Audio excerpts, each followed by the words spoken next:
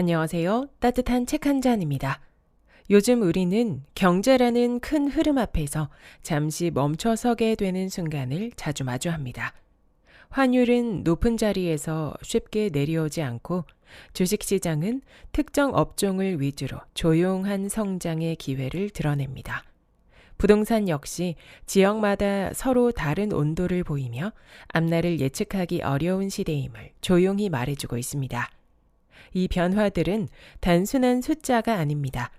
우리의 일상, 우리의 선택, 그리고 우리의 내일을 조용하지만 깊게 흔드는 신호들입니다.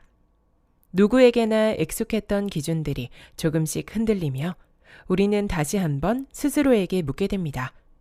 나는 앞으로 어떤 선택들을 해야 하는가? 이 질문은 결코 가볍지 않습니다. 그리고 이 질문에 답하기 위해서는 변화의 결을 정확히 읽어내는 눈이 필요합니다. 경제는 늘 말없이 방향을 알려주고 있습니다. 그 흐름을 제대로 이해하는 것, 그것이 불확실한 시대를 건너는 첫 번째 준비입니다. 오늘 여러분께 소개할 머니트렌드 2026은 매년 발행되면서 앞으로의 경제 흐름을 깊이 있게 들여다볼 수 있게 해주는 책입니다. 오늘은 이 책을 통해 앞으로 다가올 경제의 흐름의 힌트를 얻어볼까요? 지금부터 책 속으로 들어가 보겠습니다. 2026년 돈의 방향은 어디로? 2026년은 유동성이 조금씩 풀리고 금리 역시 완만히 낮아지는 해가 될 것으로 전망된다. 하지만 투자자들의 시선은 여전히 불안정하다. 빌딩 공실률은 높고 금값은 사상 최고치를 찍으면서 자금은 안전자산으로 몰려있다. 그렇다면 앞으로 돈은 계속 안전자산을 찾아갈까? 아니면 위험자산이나 다른 투자처로 옮겨가게 될까? 돈의 이동은 자산가치의 변동을 결정짓는 가장 중요한 요인이다. 자금이 안전자산으로 몰리면 안전자산의 가격이 상승하고 위험자산으로 쏠리면 위험자산이 오른다. 2025년은 유난히 무력 분쟁과 관세 갈등이 겹치며 지정학적 공포가 최고조에 달했던 시기였다. 그만큼 투자자들은 불안에 떨었고 결과적으로 금과 같은 안전자산에 자금이 집중됐다. 안전자산과 위험자산의 구분은 단순히 오르느냐 내리느냐가 아니라 변동성의 크기에 있다. 변동성이 낮아 원금을 지키는 성격이 강한 자산을 안전자산이라고 한다면 변동성이 크고 원금 손실 가능성이 높은 자산은 위험자산이다.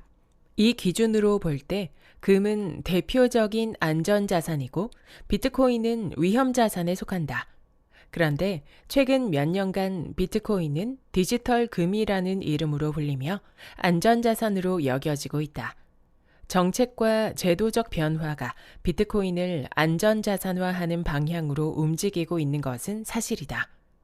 유동성으로 2026년에 금리가 낮아지고 돈이 풀리면 기본적으로 자금은 위험자산으로 흘러 주식, 비트코인 같은 시장이 수혜를 입을 것이다. 하지만 지정학적 리스크가 불거질 때마다 큰 폭의 조정이 발생할 수 있다. 따라서 전체적인 흐름은 긍정적이지만 다운사이드 리스크를 모니터링하고 이를 해지할 수 있는 전략을 병행하는 것이 필요하다. 부동산 역시 자금의 유입처가 될 수 있다.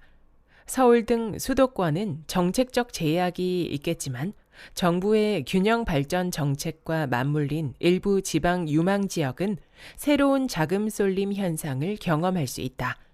즉, 부동산 시장도 전년적 회복이 아니라 지역과 섹터에 따라 갈라지는 분절화 국면이 이어질 것이다. 한편 디지털 자산 시장에서도 변화가 눈에 띈다. 미국은 퇴직연금으로 비트코인 투자가 가능하도록 제도를 바꾸고 스테이블 코인에 대한 규제 프레임을 정비하면서 자산화 과정을 가속화하고 있다.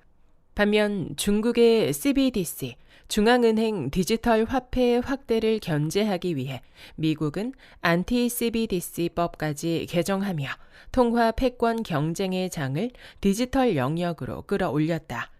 이 과정에서 비트코인은 여전히 변동성이 큰 위험 자산이지만 제도적 뒷받침 속에 점차 제도권 자산으로 자리매김하고 있다.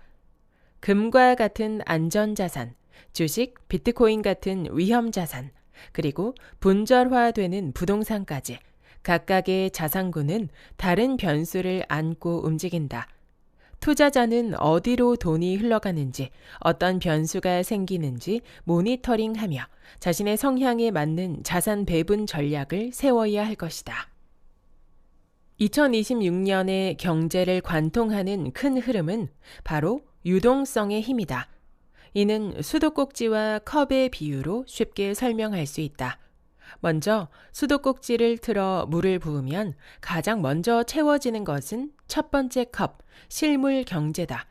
메말랐던 실물 경제가 조금씩 순환이 되고 점차 넘쳐 흐르게 되면 두 번째, 세 번째 컵까지 채워지게 되는데 통상적으로 두 번째와 세 번째 컵을 주식시장과 부동산 시장이라고 본다. 결국 유동성 공급은 실물 경제를 일정 부분 회복시키는 동시에 금융, 자산 시장으로도 흘러가 활기를 불어넣는다.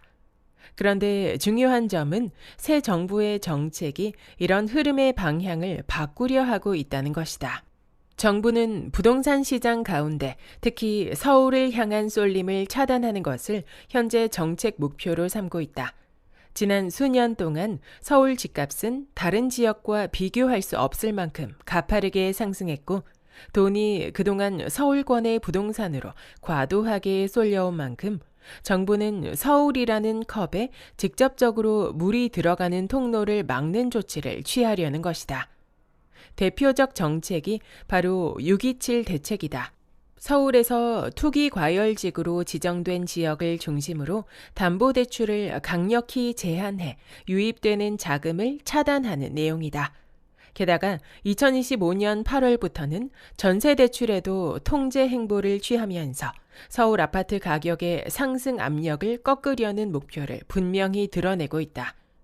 전세대출 규제는 주택담보대출 규제보다 더 직접적이고 강력한 가격 억제 효과를 발휘하는데 이는 전세대출이 곧바로 갭투자와 연결되기 때문이다. 갭투자는 세입자의 전세보증금을 기반으로 하여 집주인이 최소한의 자기 자본만으로 주택을 매입하는 구조다.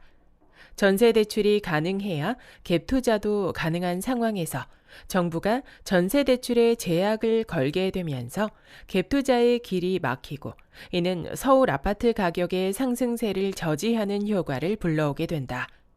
하지만 동시에 문제도 있다. 전세 세입자 입장에서 보면 전세대출은 주거 안정의 필수 장치다. 이 대출이 막히면 이사를 하거나 월세로 전환해야 하는 경우가 발생하게 되고 곧 주거 자유의 제한과 주거 불안으로도 이어질 수 있다. 정부도 이러한 부작용을 의식하기 때문에 전세 대출을 한 번에 틀어막는 대신 점진적으로 제약을 강화하는 방향을 선택하고 있다. 즉, 시장의 투기적 수요는 차단하되 세입자의 불안이 과도하게 커지지 않도록 조절하는 것이다. 전국 평균 아파트 매매 가격을 살펴보면 2020년부터 2021년까지 유동성 완화 시기에 부동산 가격이 폭등한 것을 볼 수 있고 2022년부터 2023년까지는 긴 축에 들어서며 조정 국면을 맞이했음을 알 수 있다. 그 후 2024년 중반부터는 피벗의 시대에 부합하는 보합장을 보여준다. 그러나 여기서부터 주목할 점은 2025년으로 들어서면서 서울과 지방의 부동산 시장이 정반대의 흐름을 보여주었다는 사실이다. 서울 부동산은 급격한 상승세를 보이기 시작한 반면 지방 부동산은 이와 반대로 하락세가 이어지고 있다.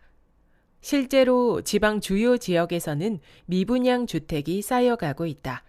특히 준공 후에도 팔리지 않는 악성 미분양은 지역 경제의 발목을 잡는 대표적 요인이 되고 있다. 주택뿐만 아니라 미분양 상가와 공실 문제도 심각하다.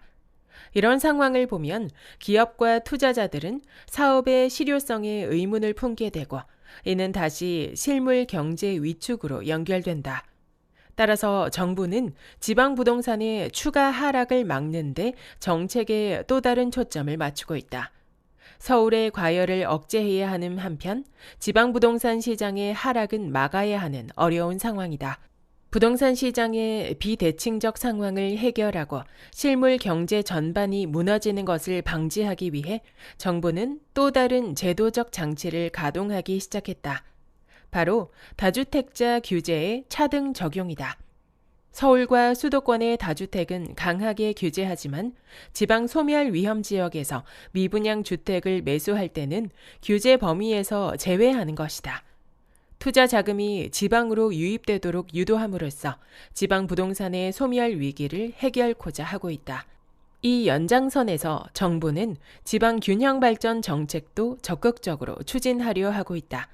신도시 건설과 특화지구 산정, 특정 산업 지정 등을 통해 기업이 이전하거나 분점을 설치하도록 압박하면서 해당 지역의 수요를 새롭게 창출하려는 움직임이다.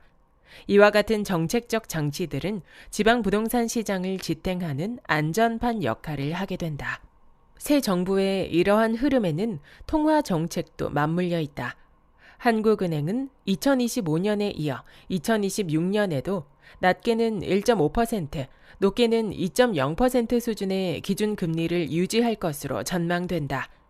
이로써 유동성 장세를 뒷받침하면서 시장 자금의 흐름이 서울에만 집중되지 않고 다른 지역으로 기회가 분산되도록 만드는 것이 정부 정책의 목표다.